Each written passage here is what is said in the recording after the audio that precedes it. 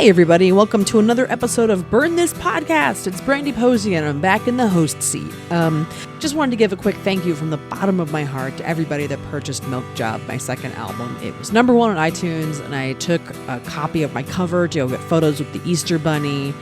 Because if you've heard it, you know that that's a big theme on the album. And I just really felt good and I felt very validated with everything that I've been doing and I felt the love and I just wanted you guys to know that.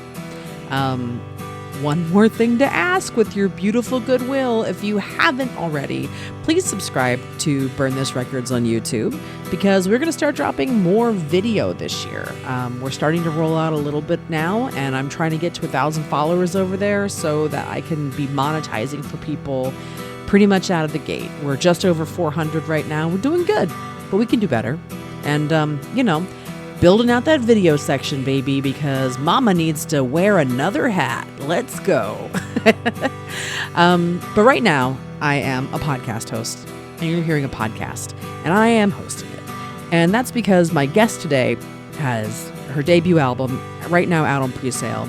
The album is called Normal Father. The comedian is Geneva Rust-Orta. She's very funny, based out of New York, from the Bay originally, and such a good joke writer.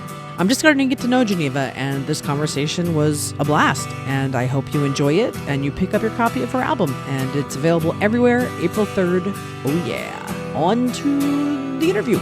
We don't need no water, let the motherfucker burn. This podcast.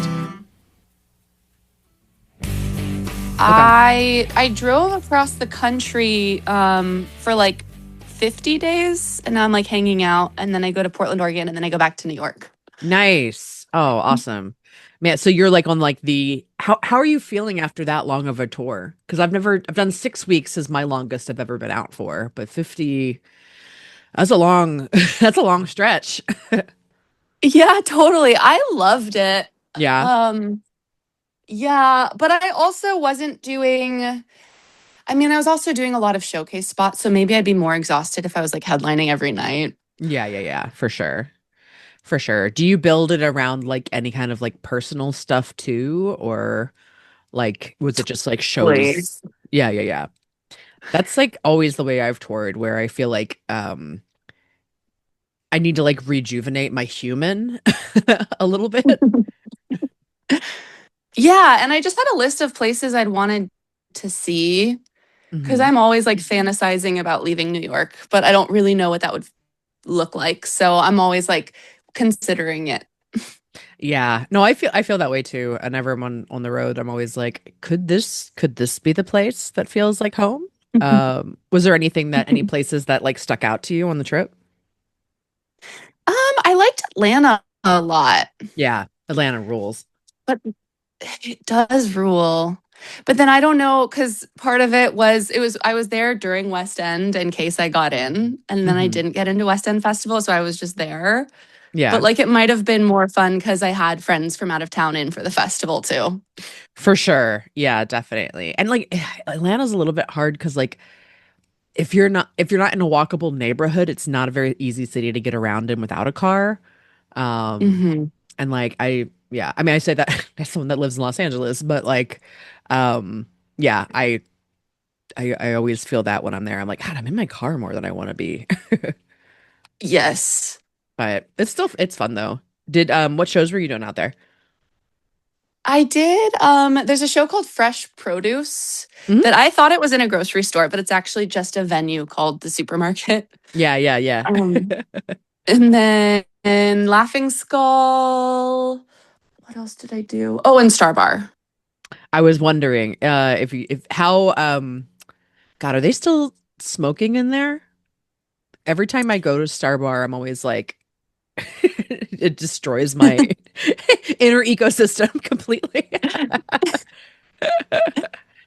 That's what I heard about it. But I think from what I gathered, you can smoke weed inside, but not cigarettes.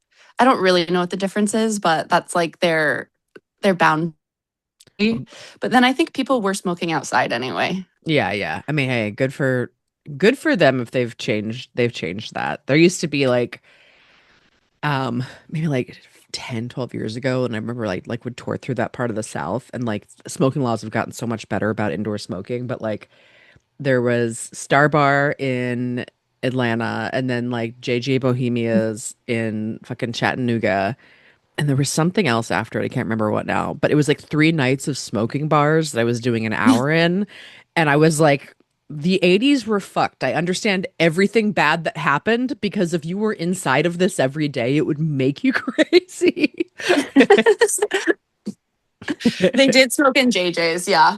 Yeah, yep, yep. I remember like going out with a bunch of comics like after dinner, and like we went to some diner or something. We got our food and this guy lit up a cigarette, and I was like, I'm about to eat a burger. Can you not? Can you not smoke in my face? I was like, this is wild, but whatever. To each their own. I'm Yeah, glad he was having a good time. right. No, California would never. No, no, no. You're from here originally, right? Yeah. Nice. I grew up in Oakland, and Mhm. then I have a mom in Oakland now, and then I have a mom in Cloverdale, which is like Sonoma County. Oh yeah, yeah, yeah, yeah. I've driven through Cloverdale several times. Yeah, it's adorable. It's great. Yeah. It's so hot. That's where I am. It's like 90 degrees. Mm, But okay. Gotcha. and then I went to college for 3 years. I did my undergrad in England, Hmm. which is whatever, for whatever reason I thought that was good. And then I came home for a little bit, did comedy in the Bay, and then moved to New York like 4.5 years ago. Nice. Oh yeah. That's awesome. Man, Yeah, so pretty coastal.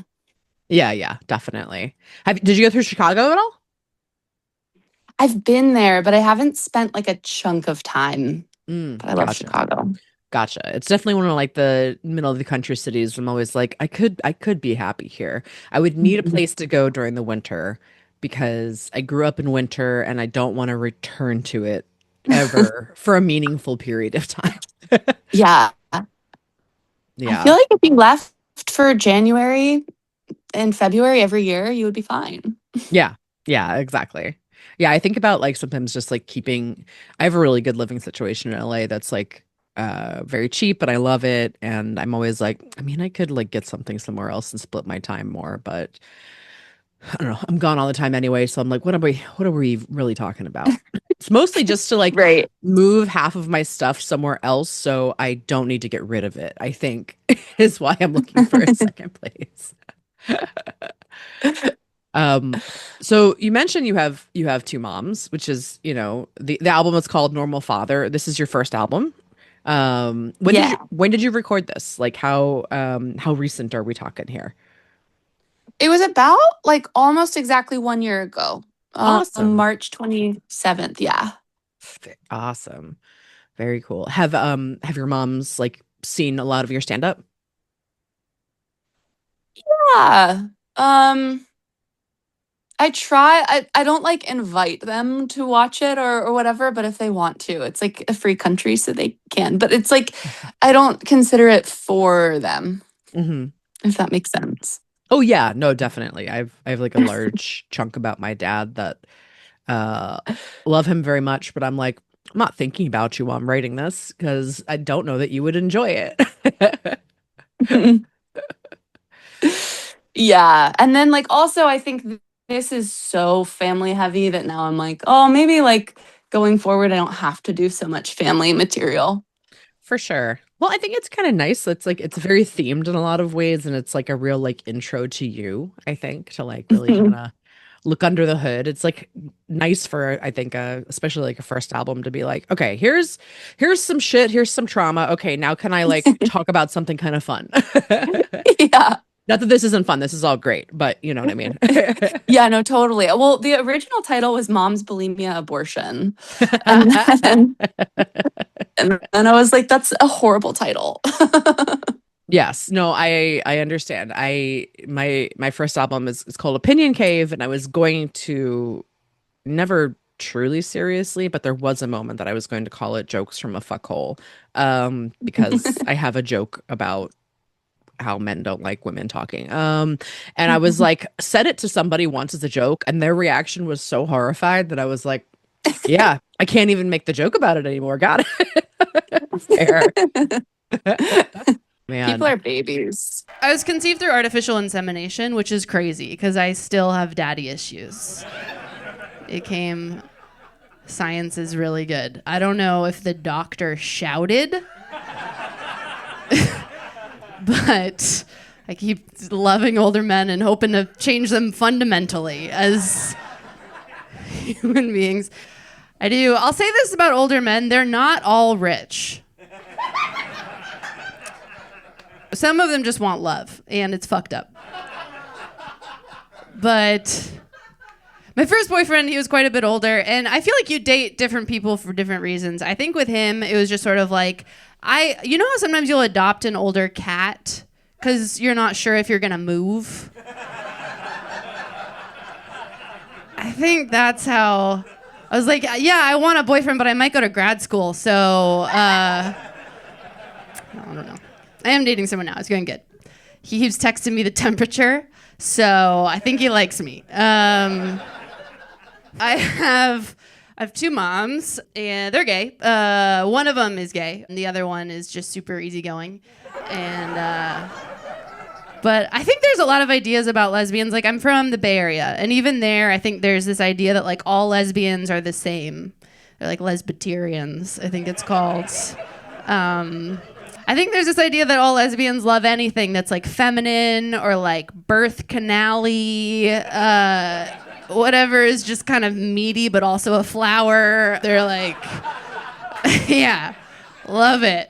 But like when I got my period, I thought my mom was gonna be like, you must go and tell the trees. It will help them remember their song. But my mom was just like, oh, then maybe don't sit on the nice couch. I'll get you a folding chair.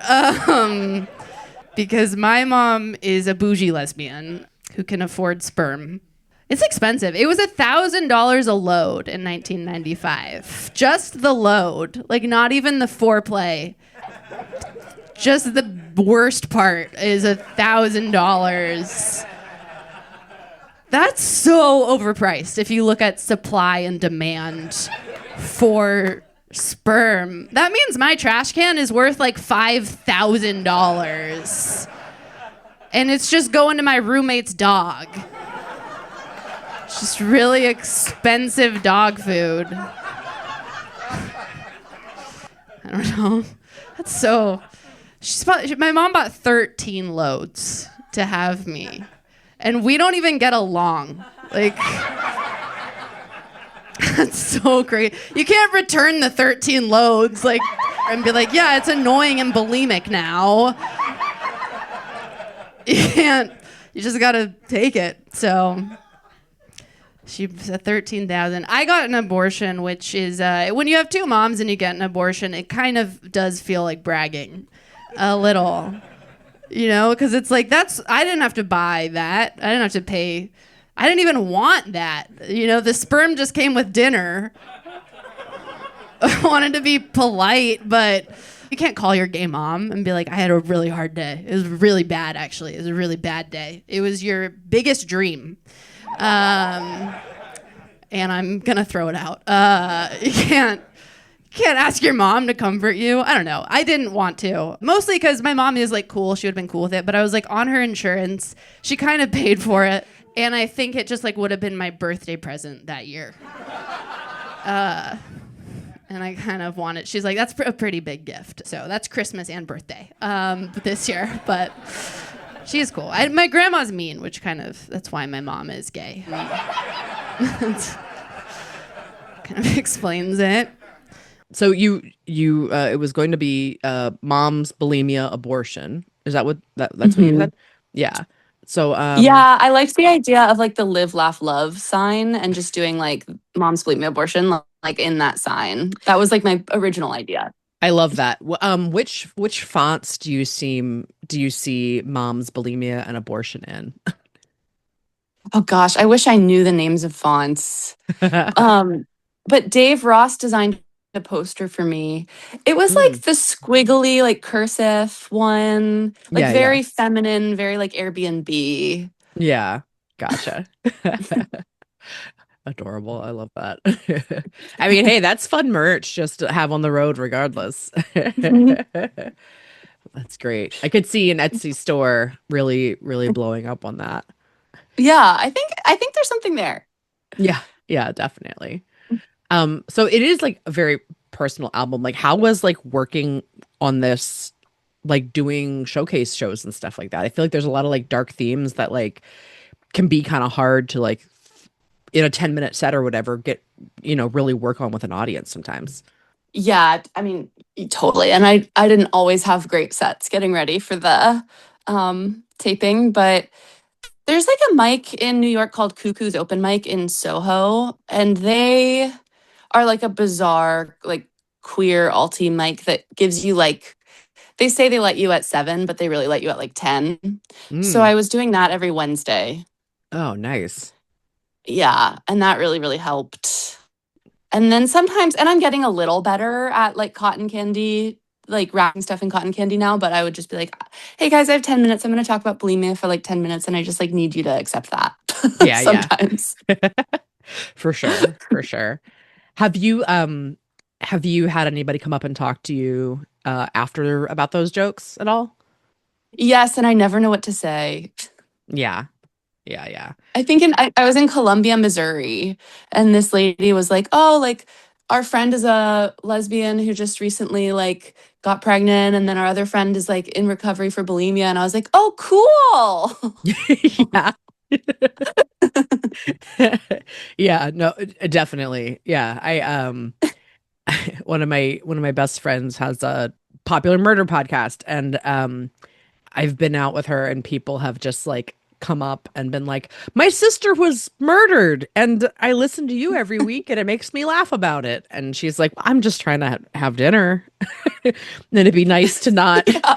have to think about the horrible thing that happened to you. I'm sorry. So sorry.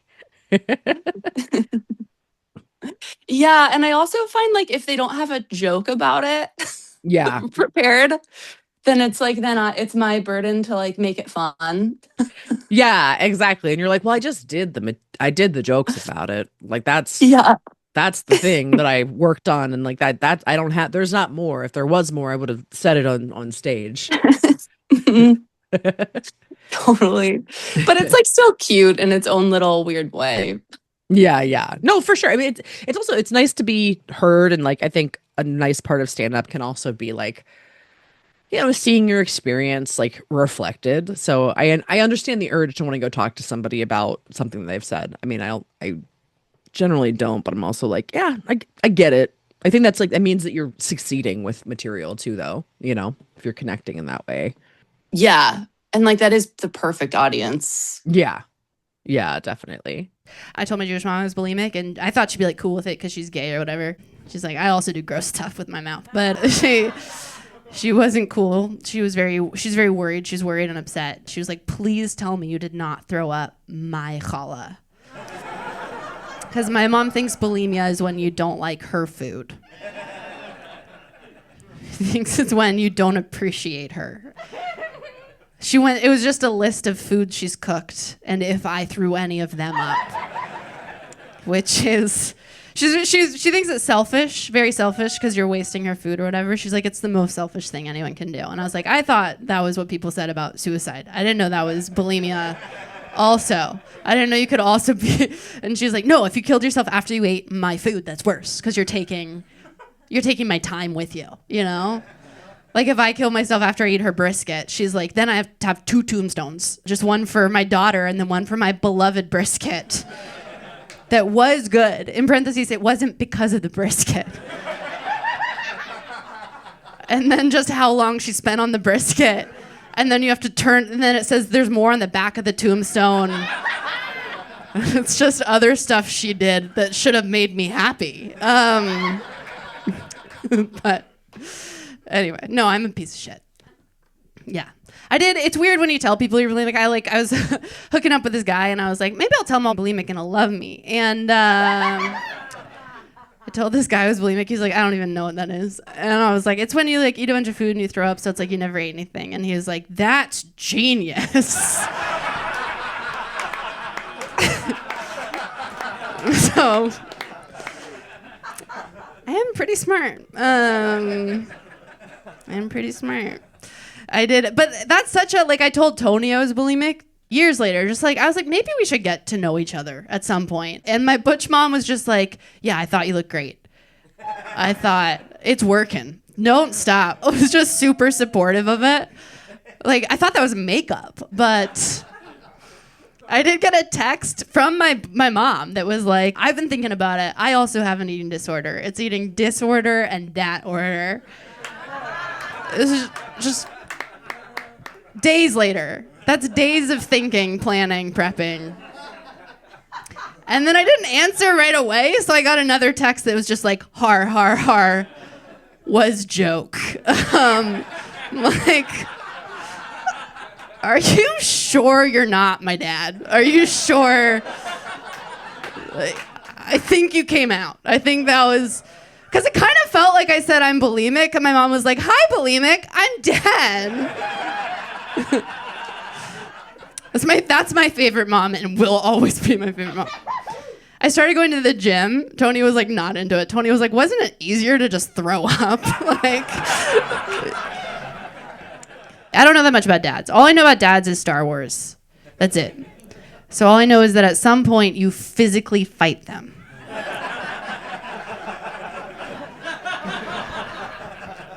And then they take off their CPAP.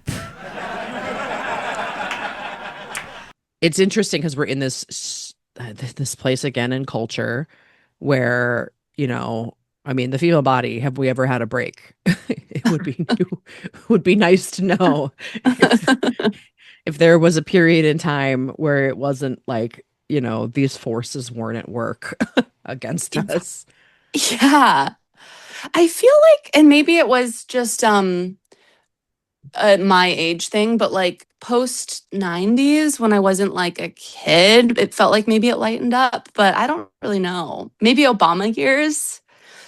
Yeah, I think that's probably like the best it's been is that like, maybe 2010s, like late aughts, early 2010s, maybe. Because then we're kind of past the, like, what's her name? Jessica Simpson is fat, even though she just like is a size 4 or whatever. I don't know.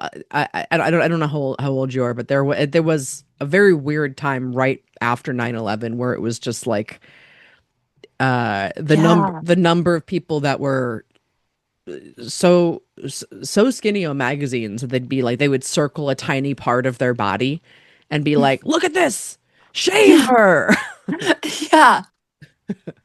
No, I like totally grew up on that. I was born in 95. Oh, okay. Gotcha. I'm 84. Got it. Okay. So like I was pretty young, but then my grandma is like super into weight. So then it was like a combo of like that and then my grandma like at the same time. Yeah. No, very, very much so. My mom's been dead for 12 years, but a large part of our relationship was like her struggle, like could not put her struggle onto me in different ways. And you know, she was sick for the last few years of her life, and she still would be like upset that she didn't have abs. And I was like, can you not be in hospice wanting abs right now? I don't. And that kind of was like a big reason I started doing a lot of inner work, and it was just like, girl, it does not matter. You got to be happy regardless of what. Yeah. That can't be the ultimate failure of the, you know, once you quantify a life together. Yeah. I don't know. Although I do remember I was sad when Snackwell's cookies went away. I was like, they were like my most like, I don't know. I would just like, they were my most like disordered food thing that I'd just be like, fuck this. I'm just going to go get a box of those. And that's just it. But I mean, I don't know. It's fucking crazy. It's just like weird seeing all the, you know, shots and everything and like seeing everything come back. But I do think there is kind of like it's beautiful also seeing how many like women who have gone through this also being like, no, I'm gonna speak on it. I don't want to perpetuate this to younger generations if we can avoid it. Yeah. It's so interesting because I was just talking to my stepmom a little bit about it last night, and she was because my stepmom, when I first met her, Mhm. she was the mom that was like, I'm like big and I don't care and like fuck skinny people. But then last night she was like, I shouldn't judge skinny people for their genetics. And I was like, oh wow, you're like 70 and you're still like coming to like a conclusion about what is what is reasonable for judging other people. Yeah. Yeah. And I mean, honestly, it's like good on her for continuing to evolve and think about that stuff. You know, I feel like sometimes people can get so stuck in like, that's the set of rules and values and that's it. And you're like, no, I don't know. We get more information every day and do with it what you will, but it's out there. Right. It sucks because you're never going to be done. No, no. Well, yeah, when you're dead, you're done when you're dead. That's true. Do you have like a pretty good relationship with all of your moms right now? Yeah. I mean, it helps living in New York. Yeah. Yeah. I think distance is like really important. My dad's in Baltimore and like being able to be like, all right, I'm gonna see you when I see you, or like I'm gonna talk to you when I have the bandwidth is like definitely a big part of like how our relationship is good. Yeah. And I'm very like, if I'm in, well, because also my family is such that like they have to be kept apart. So if I'm going to visit them, I have to visit them each individually. Mhm. It's not like they can all be in one room. Yeah. So every January, I try to come home and like see everybody, but it's like tiring to have to. I wish they would all just sit in one room together, but it's just never going to be that way. Yeah. I got you. That makes sense. When did they get divorced? Like young, I was 5 when my two moms split up. Mhm. And like one of my moms is super chill and like so nice and like doesn't have a mean bone in her body. And then the other one is like still upset. Yeah.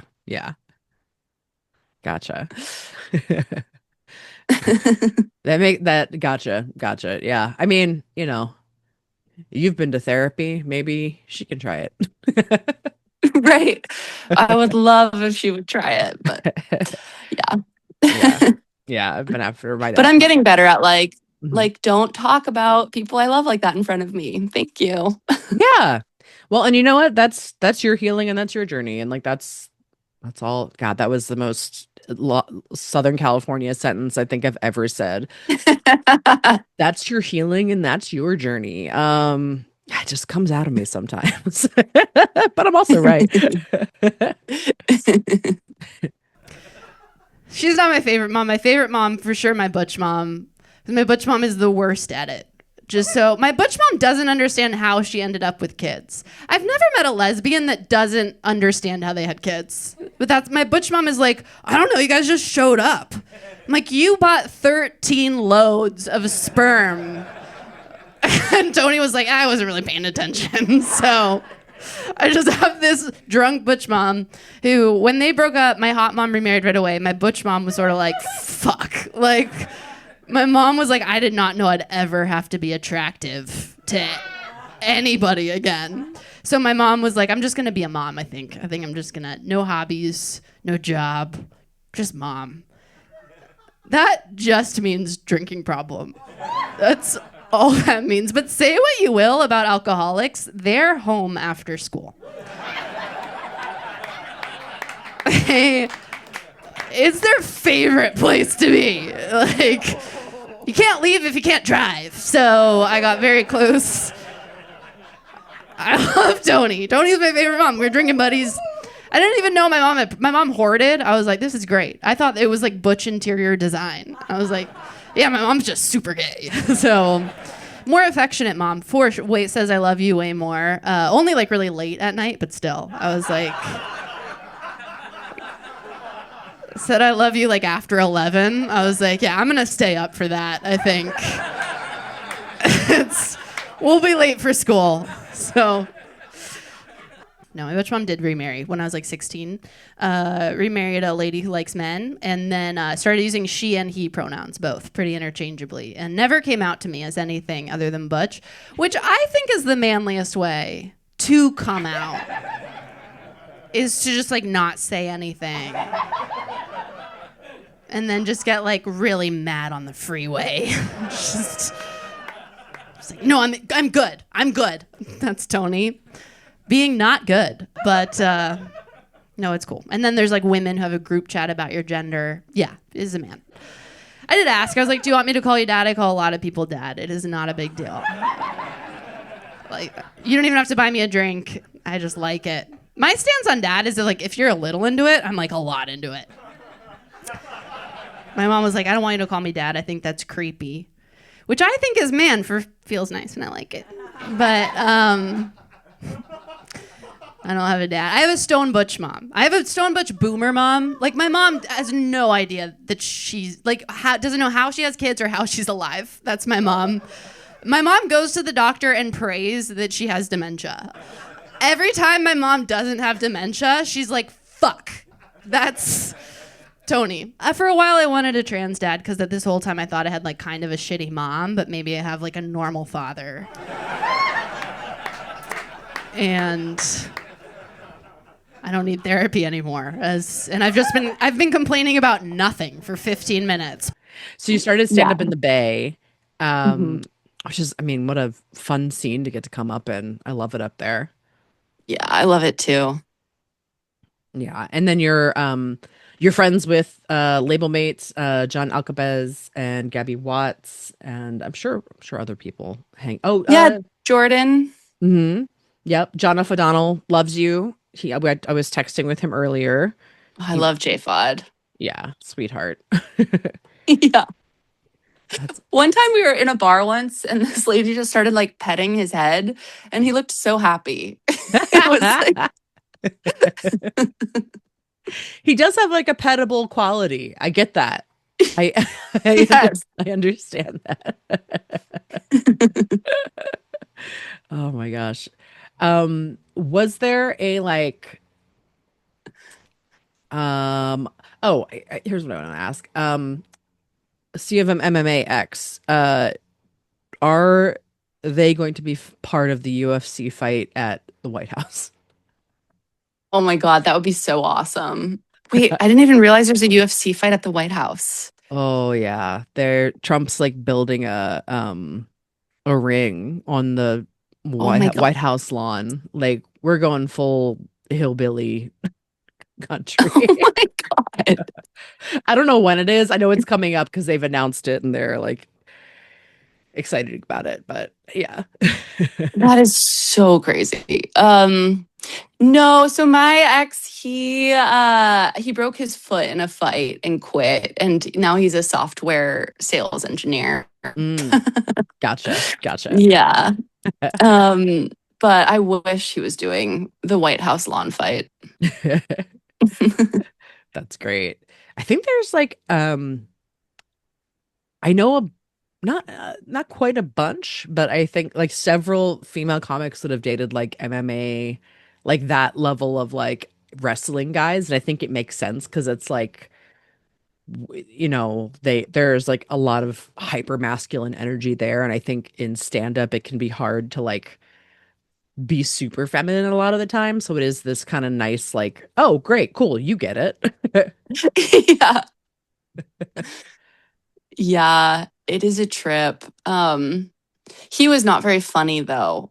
There's something about MMA that's not very humorous. Yes. No, it doesn't have the like panache of like wrestling, you know. There's no kayfabe, there's no character. I think it's why I've never particularly gotten into it, because I'm like, well, I don't know, you don't have like a prop and like a cape. Like I want a show, you know, I mean, I'm just like, no, I want drag, but I want you to fight. And that's not what they're doing at all. Yeah. Yeah, no, they mean business. But it's like, it's not serious. No, exactly. It's like you're two boys wrestling or two girls or two anybody wrestling, and you're just like, Yeah. that's silly. It's silly. We have words to talk problems out now, yet you are fighting physically. That's ultimately hilarious. Yeah. Yeah, I remember the first time I watched like a boxing match. I was like, oh, they don't have like a catchphrase. There's like nothing here. Like, all right, not Yeah. was not into any of it. My fighting sports need to be fake, and there needs to be glitter, hopefully involved in some way. Yeah, I definitely agree. I can't believe how much UFC I watched at that point in my life. Yeah, yeah. Were you watching any when you met him, or was that like you did because you were with him? It was because I was with him. Hmm. And yeah, now I'm like, I don't know if I would date someone else that liked that. I think Yeah, I did it. makes sense. Yeah, There's a check lot of that. commercials. Yeah, yeah, and like it was fun sometimes if he would like talk about it, but then it turned into us just staring at the screen. It gets really boring. Yeah. Was he like a Rogan guy too? I think so. I mean, well, he was like the like stoicism Mm, trend. yes, Marcus Aurelius, like fuck, what's that book? I have a copy of it on my coffee table because I think it's really funny. But yeah, although yeah, I think it might be like Marcus Aurelius like quotes that are like all these tech guys love to just be like, oh yeah, it's the art of war, right? Is that what it's called? I think that's what it is. Oh. Yeah, it's hold on, let me double check. I'm gonna make sure that's right. They love to like compare themselves to like emperors. That's like their favorite. Yes, yeah. Yeah, The Art of War by Sun Tzu is this like uh just Chinese military philosophy that like all these dudes love.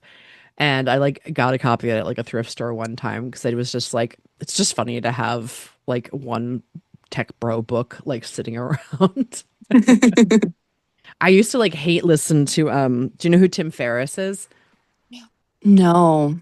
Tim Ferriss is like he invented that like 4 hour body, 4 hour work week.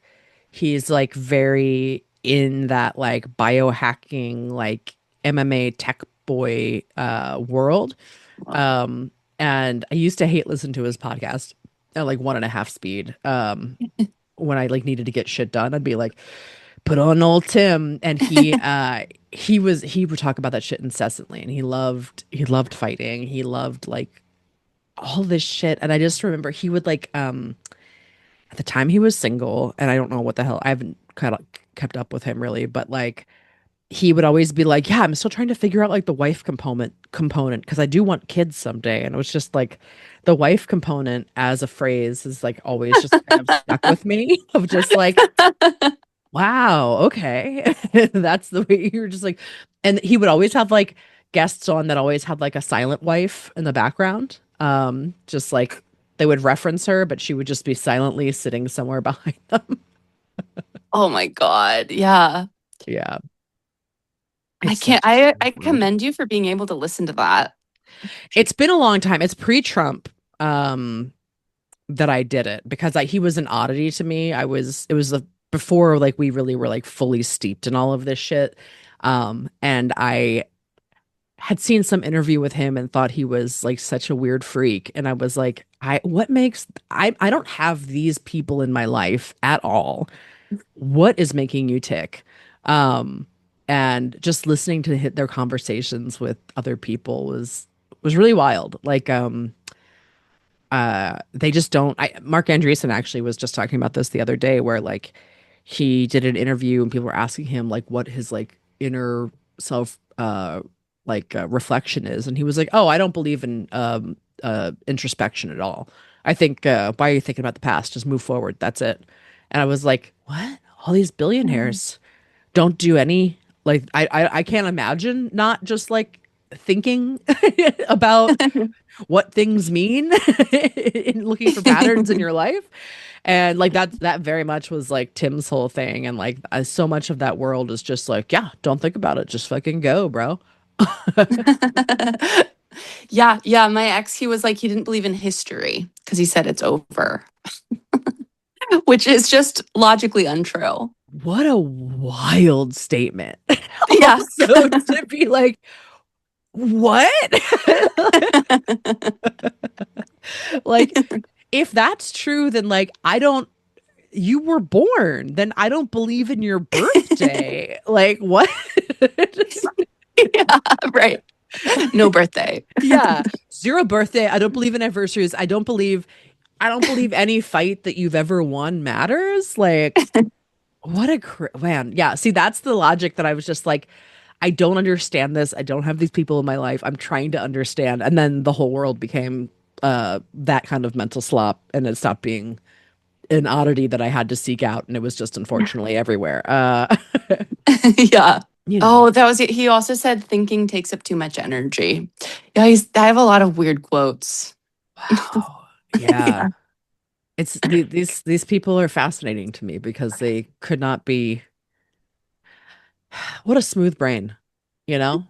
I'm just like I don't understand. I just can't empathize with those positions. So it's that those are interesting to me because I'm always like, how do I get to where you are? How is that? How does that happen? Which is an exercise that they've never done. But yeah, it's just that's fascinating. Thinking takes up too much energy. Better do crunches and break my joints instead, or whatever.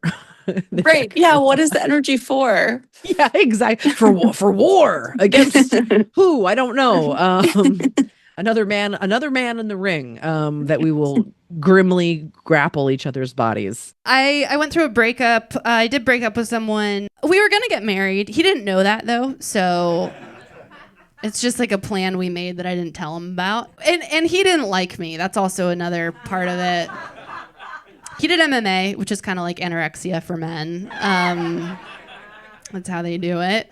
It was hot for a while. He was very into being a guy. He told me he didn't eat fruit because he said fruit is for women. And I was like, I thought everyone just kind of needed vitamins. But he was like, just you, actually, just you. So, but we dated 2 years. Over the course of our relationship, he started to eat kiwis, which is the fruitiest of all the fruits. His favorite. I was like, so just the fruit that looks like balls. Nothing else. And he was like, yeah, I'm a man. So he's eating kiwis. But the reason why is he heard somewhere that kiwis make your cum loads bigger. The quantity, because he was reading a lot. That's something I'd never paid attention to before until he started apologizing for how small. And I was like, no, that was plenty. I was sated. But he's very worried about his cum. So he's eating a lot of kiwis to be a better boyfriend. I didn't notice the difference. That also sounds like a lie you would tell a man to like get him to eat kiwis. I was sort of like, did your mom tell you that? Because I worked in a preschool. You can't like force people to make good decisions, but you can lie. Like if a kid wasn't eating their apples, you can't be like, you gotta eat the apples. But you could be like, that's fine. All right, don't eat them. No, whatever. I guess that somebody just doesn't want to come buckets later. And they'll eat the apples. So you have a track called Dating and Dogs. Tell me about the dogs in your life right now. Oh, I'm with because I'm in Cloverdale. So Toby is, I think he's 16 or 17, and he's my favorite dog. He's the best. And what I love about Toby is that all he wants to do is hang out. And actually, if you try to walk him, he will throw up. He like refuses to be walked. What a good boy. Yeah, totally. Toby, I love you. Oh, that's amazing. I have a soft spot for like an old dog. I mean, I love all dogs, but like an old one that's just like chilling is like my baby. Yeah. Yeah. He's like, I'm done.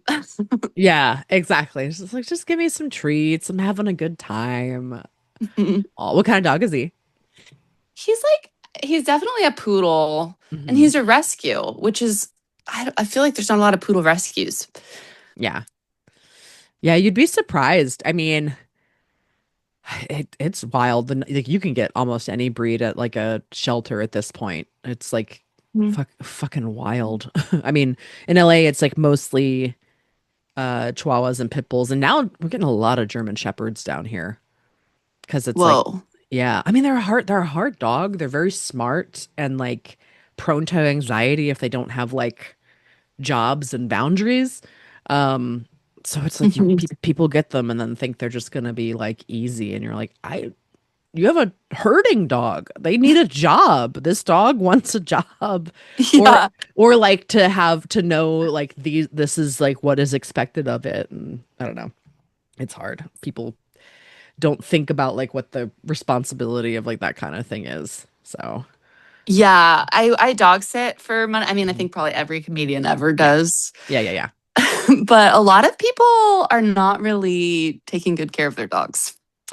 No, it's wild. There's definitely been times where I've come into situations and been like, "Oh, like I'm gonna do all this stuff and like why aren't you doing this?" And God, I remember have you done like dog walking or anything?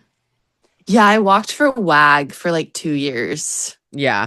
That I yeah, I did that too a while pre-pandemic, and like it is like honestly one of the probably like the hardest job I've ever had. Because I don't know if you had this experience, but like the number of people that just had like cameras in their homes or had like weird convoluted setups with like I remember this one house that I kept getting called to, and they had this was the situation. They had a German Shepherd puppy, and then they had two ancient Pomeranians, and there was one room in the house that they each had a kennel in, and then there were two cats that wanted to escape at all times. And so they were like, you can't leave the dogs alone because the German Shepherd will accidentally try to kill the Pomeranians because he wants to play with them. But we do want them socialized together. So take all three of them out to the yard together and then walk the German Shepherd by itself, bring that back, take the two Pomeranians on a walk, bring them back, and then bring them all back inside the house together and like feed them or whatever. But like, and there were 50 cameras in this house, and you would just see the lights light up every time you walked past one. And I was like, because it's like not how I would have done any of that. You know, if I wasn't being surveilled, I'd be like, "Oh, fuck you, dude. Like, no, they're all in the room together. I'm gonna go do one and then not have these moments where the dog could accidentally kill the other dogs. Like, I don't want that on me. Um, but yeah, it was just like every time I did it, I was like, I'm like a smart, very capable person. Why do I feel insane right now? It's a harder gig than people think. Mostly because Right. people are crazy. And I always imagine them just like at the camera watching with like bated breath, Yes. which may or may not be the case, but no matter what, that's what I think is happening. Yeah, it feels like it. You're like, oh, man, we just have like such a like people are so quick to surveil in our culture, and you're like, wow, why? What are you why? You didn't need to see this. Why are you watching? What's the matter with you? And then you have to write up like the little like, oh my God, they were so cute. LOL. They pee pee poo pooed at the end. Don't worry. I cleaned it up. LOL. Like to a stranger. Right. Such a good job pooping. Yeah. Yeah. The best number two I've seen all day. Yeah. You're like, please, why? Why do I have to do this part? It's like, do you even like? I wouldn't want that from somebody if they were watching my dog. I'd be like, I don't need you to like write me a cutesy little report. That's crazy. Yeah. um. And then I taught Hebrew school for a little bit, which was weird. Oh yeah. Yeah. Especially because like I'm not very religious. I don't really like know very much about it, but they like were paying pretty well. So I was like, okay. Gotcha. Is that and I don't know the answer to this. Maybe I'm wrong. Is that more uh like teaching the language or like the culture as a whole? I don't actually know what happens at Hebrew school at all. Well, we were like an Oakland one, so it was not much of the language, and also not much of the Torah. It was a lot of like, what does your Jewish voice look like? Gotcha. Cool. Did you have a bat mitzvah? I did, yeah. What was your theme? Um, I was like such a dork. That I mean, I think my speech was all about how like it's fine to be gay, which looking back, it's like, ugh. And then my party, it was like the colors were like pink and blue, and we had like a DJ. Like that was kind of the Gotcha. extent. That's cool. Yeah. That's cool. But I was a very like serious kid. Yeah. I wish that I could like go back and have a like be more fun as a kid, but I just wasn't. I get that. I remember like my softball coach one time I was in early elementary school. I remember coming off the field and him being like, you can smile out there or like seem like you're having fun if you wanted at any point. Are you enjoying yourself? I just remember him being like, oh, this just grim second grader, just like, I'm going to catch the ball. Yeah, I've always felt like. Do you feel like you're better about that now? Yeah, I'm way more fun now. Yeah. What But was I'm still like boring. well, I mean, ultimately, like, who's not boring though, really? If you Yeah. like distill a person's life down, like even the most like craziest person I know, I'm just like, I don't know. But you do that shit all the time. Like ultimately that's kind of boring, right? Was there like a moment that you were like, oh, I think I'm being fun now? Um, well, I'm fun traveling. Like I think I am a fun traveler. Hmm. So, like yeah, I think in festivals helped. Like I went to um a festival in St. Louis, like the Flyover Festival, Yeah, and yeah. we went to the city museum there with all the Oh yeah. slides. Yep. Yep. The place is great. Yeah. And I was like, this is cool. I'm like going down a slide. I'm cool. Yeah. When you're traveling, is there like stuff specifically you try to look for, or like how do you get to know a city when you go to it for the first time?